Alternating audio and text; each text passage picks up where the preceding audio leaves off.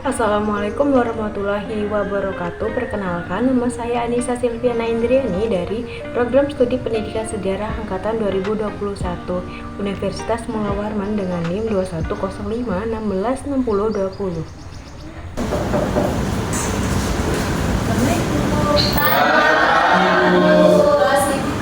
Iya,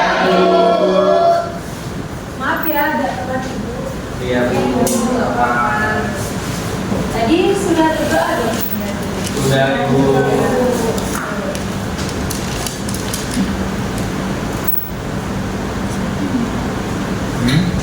Ibu buka dulu ya. Assalamualaikum warahmatullahi wabarakatuh. Waalaikumsalam warahmatullahi wabarakatuh. Apa kabar anak-anak? Baik Ibu. Alhamdulillah ya baik. Gimana puasanya, lancar? Alhamdulillah lancar Bu. Hari keberapa ini ya? 10 atau 11? Ke-29 ya sih? Oh iya 9 ya. Presti cepet-cepet mau Takbiran saya nanti malam. Alias Iya. Tapi kayaknya kelihatannya lemes banget gitu ya. Ya, Lihat teman kalian Yunita itu kayak lemes banget. Yunita kenapa sakit kan? Puasa dulu, puasa. Nggak sahur tadi atau gimana? Sahur ya? Oke. Karena kayaknya teman-teman ini kan lemes semua. Kita adain SDQ mau? Mau, Ibu. Oke. Jadi kalau nanti Ibu bilang kalau Ibu bilang serigala, kalian jawabnya kukuruyuk. Kalau Ibu bilang ayam, kalian jawabnya au. Betul banget. Kita tepuk konsentrasi ya. Konsentrasi. Serigala, kukuruyuk. Jadi tadi hampir salah gitu ya. Konsentrasi lagi ya. Konsentrasi. Ayam. Konsentrasi. Serigala. Kayaknya udah semangat nih, langsung aja kita mulai ya. Ya Bu. Sesuai dengan PPT, kita akan membahas tentang Kerajaan Kutai. Bener banget. Ada yang tahu kah kerajaan Kutai ini ada di mana? Di Luar Karena kapan ya? Jelas banget. Corak dari kerajaan Kutai sendiri ini apa sih? Hindu. Ada.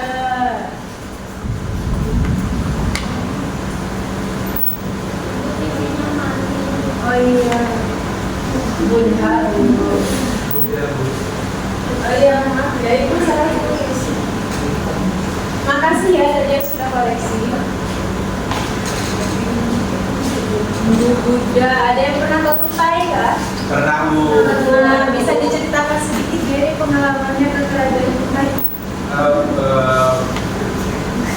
Udah lama nih itu persaingannya itu kerajaan Kutai itu di Monataman. Iya. Terus kayak di situ juga ada beberapa makam-makam gitu yang berada di kerajaan Kutai. Makasih ya Jenny sudah menceritakan sedikit tentang pengalamannya. Kalau yang lainnya belum pernah ke sana nggak? Belum. Oke, nanti kita ada studi tour ke sana mau?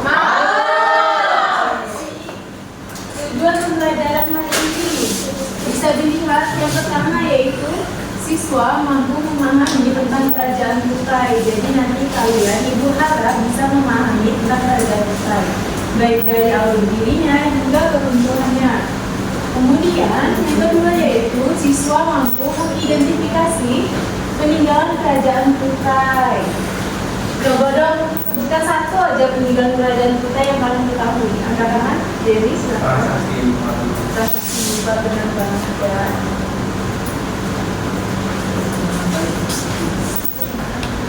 Awal berdirinya kerajaan Kutai. Kalau selain dari yang Ibu tulis di PPT, ada yang kalian tahu nggak awal berdirinya itu seperti apa?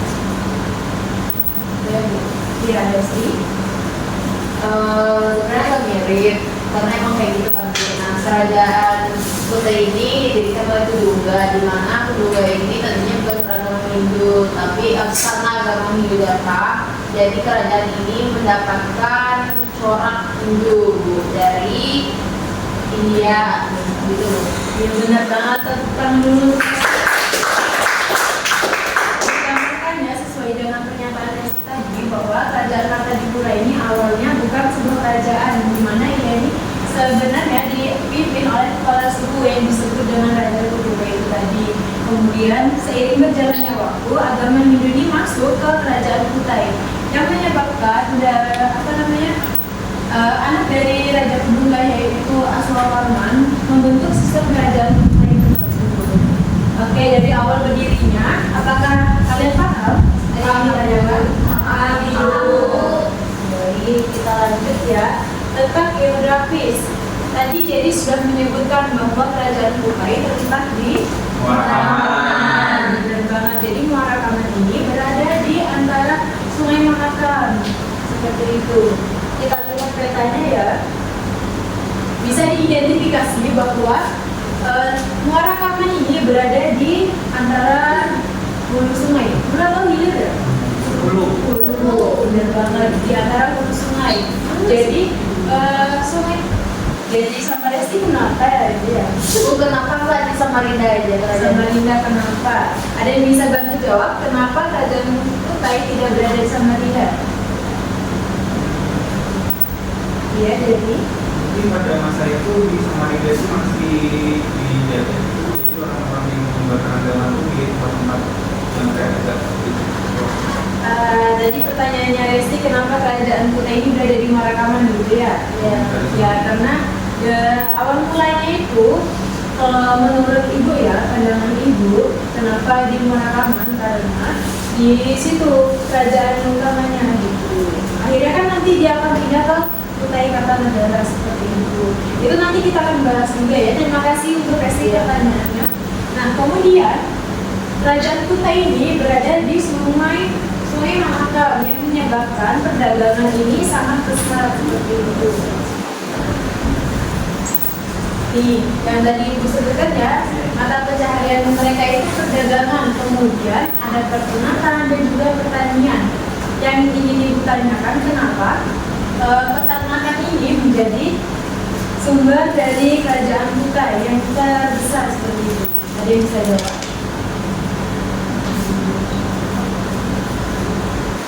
Iya. Selain Desti nggak ada kayak ini? Dari Desti mungkin? Karena adanya Raja Melawang itu pernah memberikan persembahan sapi sebanyak 20 ekor. Iya, 20.000. Aduh, 20.000. Iya benar, 20.000 ekor ya. Itu dipersembahkan ke kaum Brahmana. Brahmana itu apa sih? Pemuka agama Hindu, agama orang suci. Tapi benar. Kalau selain kasta Brahmana ada kasta apa lagi? Ksatria, Bu. Ya, Maisa. Dalit. Kalau Dalit itu kasta yang seperti apa? Kata yang nggak diakui di luar dari Ya benar banget. Oke, kita lanjut ya. Kejayaan ini terekam di antara prasasti Yupa, di mana prasasti tersebut menyebutkan bahwa Raja Mulawarman ini pernah memberikan 20.000 persembahan ekor sapi kepada kaum Brahmana. Nah, dari pernyataan tersebut bisa disimpulkan bahwa kejayaan Kutai ini karena Mulawarman pernah memberikan 20 ekor sapi tersebut. Karena 20 ekor sapi kan tidak sedikit ya. Seperti itu. Iya, banyak banget. Keruntuhan, ada yang bisa bantu jelaskan? Iya. Tadi kan aja dibaca. Keruntuhan. Kerajaan Kutai mengalami keruntuhan pada pemerintahan Raja Dharma Selia yang terbunuh dalam peperangan di tangan Raja Kutai Kartanegara ke-13. Oke, benar banget ya. Jadi kerajaan Kutai ini mengalami keruntuhan pada masa pemerintahan Raja Dharma Selia yang terbunuh dalam perang. Nah, kenapa terjadi perang? Ada yang tahu? Iya, silakan Resti. Karena pada saat itu muncul namanya Kesultanan Kutai Kartanegara. Sebenarnya Kutai Kartanegara dan Kutai ini berbeda. Karena Kutai yang satunya itu merupakan bergerak Hindu, Kutai Kartanegara yang saat ini ada dalam itu bergerak Islam. Nah, pada saat itu Hindu kan sudah mulai meredup kejayaannya ketika Islam datang. Nah, si Kutai Kartanegara ini punya kekuatan yang lebih kuat daripada kerajaan Kutai, sehingga pada saat itu karena emang lagi masanya juga lagi lemah-lemahnya raja di Kutai, maka ketika Raja Kutai Sultan Kutai Kartanegara menyerang itu mereka bisa kalah, Bu. Iya, bener banget ya jawaban dari Resti, kita berikan tepuk tangan. Nah, yang kedua ada yang mau bantu? Ya, silakan Jadi. Setelah keruntuhan kerajaan Kutai Kartanegara berdiri dengan raja pertama yang bernama Aji Batara Agung Dewa Sakti yang sekaligus menjadi raja pertama Kesultanan Kutai Kartanegara. Iya, jadi setelah runtuhnya kerajaan Kutai, terbangunlah sebuah kerajaan baru, yaitu kerajaan apa tadi? Kerajaan Kutai Kartanegara.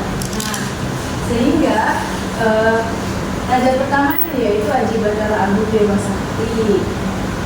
Yang ketiga ada yang mau membacakan? Silakan dari kita. Kesultanan Kutai Kartanegara berubah menjadi kerajaan Islam yang disebut dengan Kesultanan Kutai Kartanegara. Iya, jadi itu tadi ya yang tadi dijelaskan awal oleh Resti bahwa Kesultanan Kutai Kartanegara ini berubah menjadi kerajaan Islam yang disebut dengan Kesultanan Kutai Kartanegara.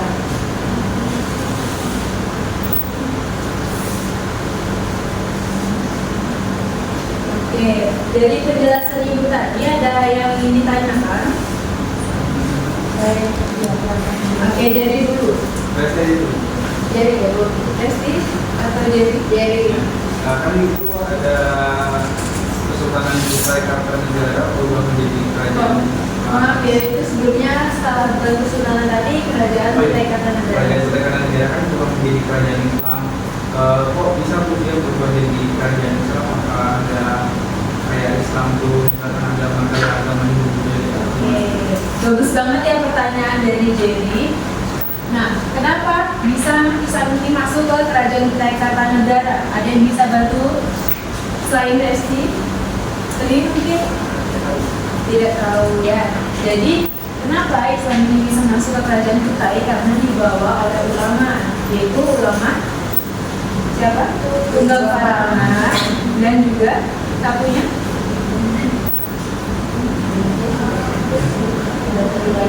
iya betul, dari Bandang. Dari mana sih asalnya kedua ulama ini? Dari Sulawesi. Iya benar, dari Sulawesi ya. Kenapa mereka datang dari Sulawesi ke sini? Yaitu untuk menyebarkan agama Islam. Seperti itu. Ada lagi yang ditanyakan dari Resti? Saya mau bertanya, Bu, berarti keturunan dari keturunan Kesultanan Kutai Kartanegara itu apakah masih punya hubungan darah atau hubungan saudara dengan mungkin kerajaan Kutai yang dulu gitu? Atau sampai sekarang apakah masih ada kerajaan Kutai atau penerus-penerusnya tapi yang nggak diakui gitu? Kenapa? Oh, Desi mau bantu jawab? Nggak ada Ibu. Oke. Kalau menurut Ibu ya, keturunan darah itu mungkin ada karena raja itu kan awalnya dia beragama raja siapa ya yang disalahkan oleh Datu di Bandang dan juga Tunggal Karana itu. Ibu kurang tahu, bisa kalian searching. Yes.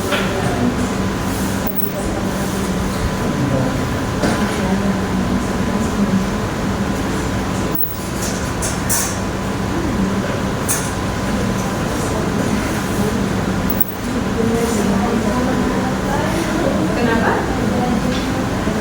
Agak lebih kencang lagi, Sri. Siapa? Oke, Raja Haji Mahkota. Akhirnya Raja Haji Mahkota ini menganut agama Islam karena dia diislamkan oleh kedua ulama tersebut. Dengan cara apa? Ada yang tahu? Bisa jawab? Adu kekuatan. Kemudian jadi ada yang bilang kan ada kekuatan Bu, terus yang waktu saya itu ke Kutai Lama itu juga di situ orangnya cerita katanya Raja Kutai itu sudah Islam terlebih dahulu, baru di apa namanya Datuk Bandang sama Tuan Tunggal Karana itu baru datang ke sini. Jadi banyak versi ya, ada yang bilang adu kekuatan, kemudian ada yang bilang sudah menjadi Islam, kemudian ulama itu datang kemari, seperti itu. Kalau menurut kalian, versi mana sih yang paling dipercaya? Yang pertama, Yang pertama, adu kekuatan. iya. Kenapa? Bisa dijelaskan? Kenapa ada kekuatan itu banyak sumbernya yang saya baca seperti itu, dia tuh bilang katanya si Tuan Tunggang Parangan itu kenapa dinamakan Tuan Tunggang Parangan, katanya waktu pas saat itu dia itu datang pakai ikan, katanya pakai ikan hiu, terus kayak akhirnya dari pengawal raja itu berjalan tuan ada yang datang gitu, baru si raja itu dan menyambutlah si pemana ini, dan di situ kan si pemana itu jelaskan kenapa dia datang kemudian ingin menyebarkan Islam sampai akhirnya ada pertarungan. Nah, kenapa ada pertarungan itu? Katanya di mana sih bu kata yang dulu kuncinya bilang ada suatu pohon yang mana pohon itu tempat sembunyinya si raja waktu dia udah mulai kalah sama si pemana. Oke, seperti itu ya, bagus banget loh. Literaturnya jadi ini sangat banyak dan sangat kaya sekali. Kayaknya kayak malu ya. Nggak tahu sih bapaknya ini itu, kan sih bu. iya, itu kan menurut juru kuncinya begitu ya. Jadi ya, terima kasih ya jadi atas pengalamannya. Ada lagi yang ingin ditanyakan? Nggak, saya tuh, Ya, silakan. menurut saya tuh itu yang diceritakan dia ini agak fantasi ya bu. Iya. Kalau menurut saya Islam ini kan diterima di Indonesia tuh karena mereka tidak menggunakan kekerasan, mereka tuh sangat lembut. Jadi menurut saya ketika ada ibadah dan juga Tunggang Parangan datang itu mereka tidak mungkin menggunakan kekerasan bu. Iya. Karena Islam itu kan agama yang damai. Nah jadi tidak mungkin sekali apalagi sekelas raja itu bisa kalah dengan ulama gitu kan bu. Oke, bagus banget ya perspektif dari Reski dan juga Dedi. Harapannya di pelajaran selanjutnya teman-teman yang lain juga mengemukakan pendapatnya juga. Oke, itu tadi ya tentang keruntuhan. Sekarang kita akan membahas mengenai tugas. Oke, tugasnya ini berkelompok sesuai dengan yang dia tadi tanyakan. Kemudian kalian akan mengidentifikasi sebuah peninggalan dari kerajaan Turki, baik itu tanggal, tahun, habis itu pemerintahnya dari siapa, ataupun juga maknanya jika ada. Kemudian kalian akan menyajikannya adalah bentuk presentasi di depan kelas. Ada yang ingin ditanyakan?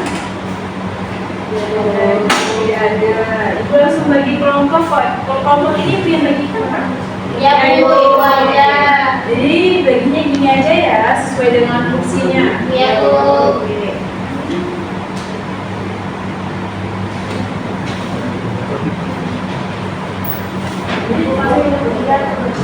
Oh, kalau ini bertiga aja ya.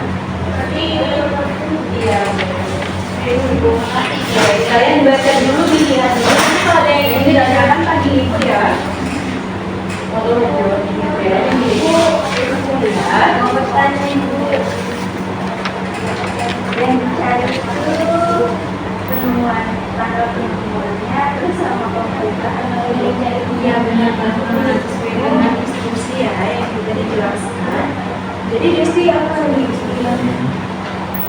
Kalau pakai kompatnya boleh banget. Oke, kalian tentang apa ini?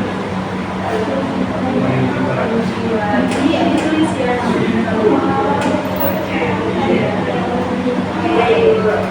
Udah ya. Dari kelompok ini ada yang ingin ditanyakan.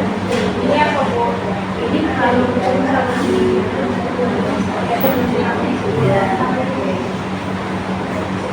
kelompok dari kita ada yang ditanyakan.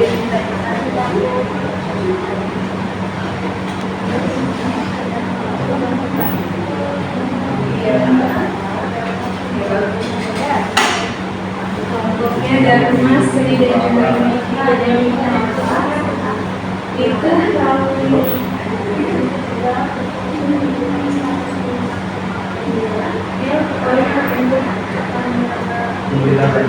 tali demi ya tali demi.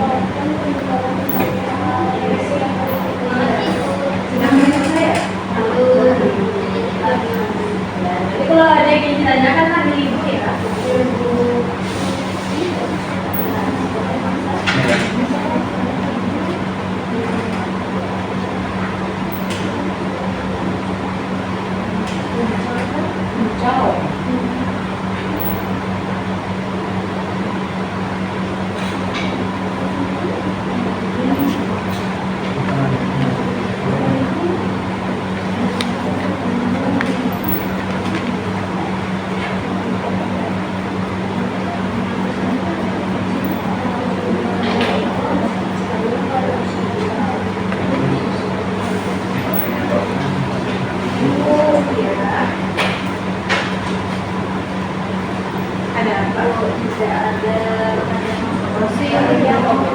Barang jadi kayak barang Abad ke-13. Jadi abad ke-13 itu pada masa pemerintahan siapa ini paling utama?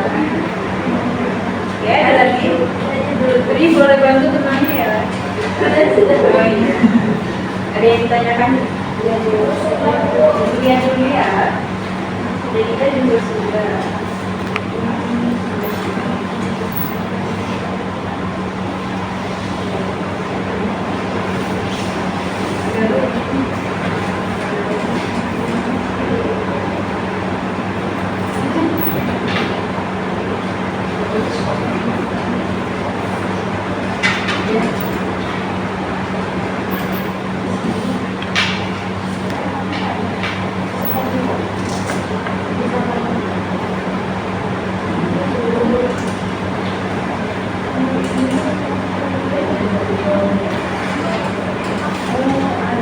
Waktunya 1 menit lagi ya.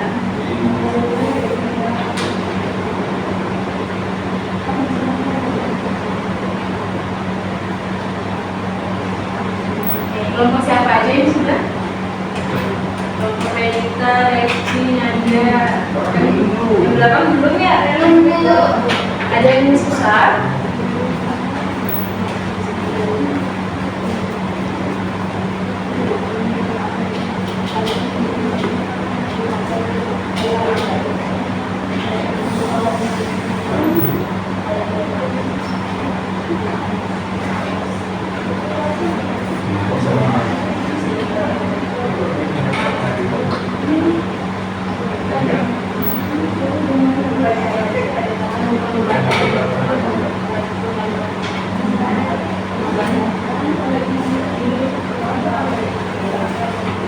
Kelompok ini sudah?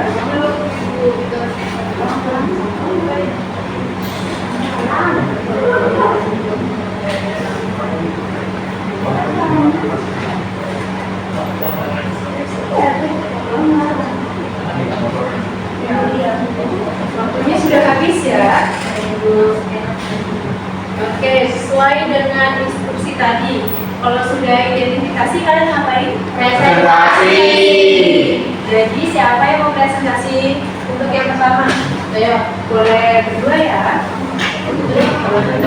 kayaknya baca apa dulu tulisannya Berdua. Oh,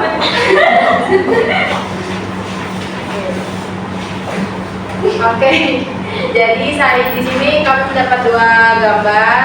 gambar apa itu? Gambar kalung dan gambar kura-kura emas. Nah, kalung cal adalah atribut yang digunakan Sultan Kutai Kartanegara saat menaklukkan kerajaan Kutai Manipura. Mengenai tahunnya belum ada jelas yang mau dituliskan di internet. Lalu untuk kura-kura emas sendiri merupakan barang unik sebagai hadiah pernikahan ditemukan di daerah Long Malap, daerah dekat Sungai Makam. Oke, bagus banget ya. Kita beri tepuk tangan dulu.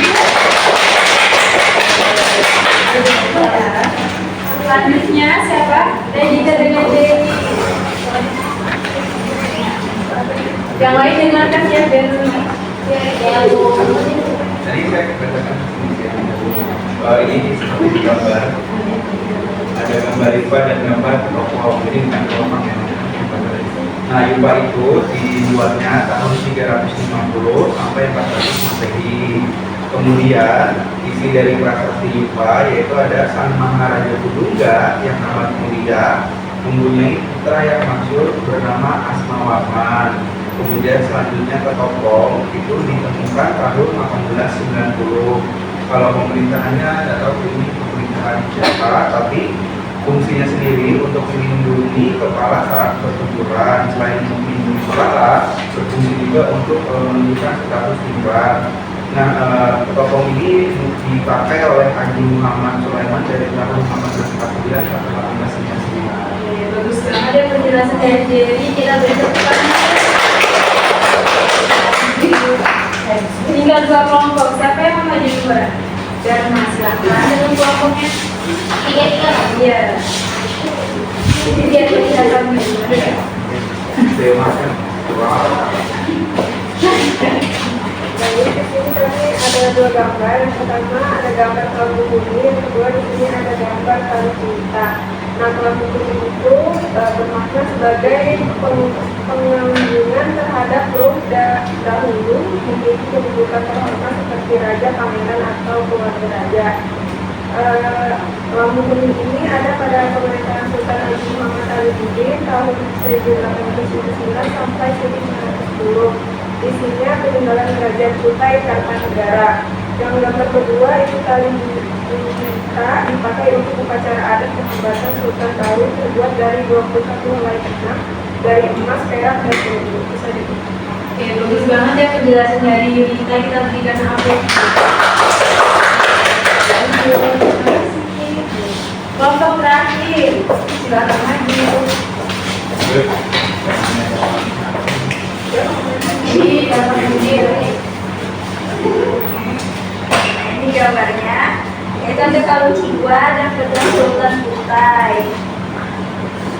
Nah, ini peninggalan kerajaan Kutai pada masa pemerintahan Sultan Haji Muhammad Sulaiman tahun 1890. Ini ditemukannya tahun 1890 di daerah Danau Empang, Marakaman. Nah, perhiasan ini digunakan oleh para raja. Yang kedua ada pedang Sultan Kutai. Peninggalan kerajaan Kutai ini ditemukan pada abad ke-13 pada masa pemerintahan Haji Pangeran Anum Kaiji. Kenapa ada kalungnya? Ketahuan haji. Kawan Bapak Mas dia. Oke, namanya siapa? Haji Pangeran Anum Haji Mandapa, Ibu. Iya, benar banget dari penjelasannya Ibu ya. Oke, kalian boleh duduk. Kita kasih. Oke, dari tugas-tugas Haji, ada yang ingin ditanyakan atau ada yang kurang lengkap? Tidak. Ada yang tahu Kak di mana tempat penyimpanan para peninggalan kerajaan Kutai tersebut? Di Museum Tenggarong. Ada yang pernah ke Museum Tenggarong? Setelah Iya. ada yang sering loh. Kayak apa keadaannya Bu? Keadaan di museum seperti apa kalau Ibu boleh tahu? Seram. Kalau ini Seperti itu. Seperti itu ya. Iya, oke. Tapi ada satu peninggalan yang dia tidak ditempatkan di Museum Melawan, mana dia tahu? Yupa. Benar banget. Di mana sih Yupa ini ditempatkan? Di Museum Nasional. Tepat di Jakarta. Ya. Oke, karena sudah sampai tugas, kita juga tadi sudah mengidentifikasi, sudah dibacakan juga tadi di depan. Kita pelajaran hari ini mungkin cukup sampai sini dahulu ya. Ya, Bu. Oke, ada yang bisa memberikan kesimpulan dari pembelajaran hari ini? Bu, Boleh banget. Kerajaan Kutai merupakan kerajaan Hindu yang ada di Kalimantan Timur, merupakan salah satu kerajaan tertua di Indonesia dengan kerajaannya yang terkenal Raja Mulawarman yang mengorbankan 22 ekor sapi. Peninggalannya antara lain ada yupa, ada berbagai macam perhiasan dan seperti kalung ucap, bola-bola emas gitu. Oke, benar banget. Pertanyaan yang terakhir dari Ibu, kenapa kita harus mempelajari sejarah lokal yang ada di Kalimantan Timur? Agar kita mengetahui peninggalan dan juga kebudayaan yang ada di daerah kita sendiri, Bu. Ya, benar banget. Jadi kebudayaan di tempat kita agar tidak terlupakan begitu ya. Ya, Iya, Bu. Ibu sampai sini saja. Kurang lebihnya mohon maaf. Wassalamualaikum warahmatullahi wabarakatuh.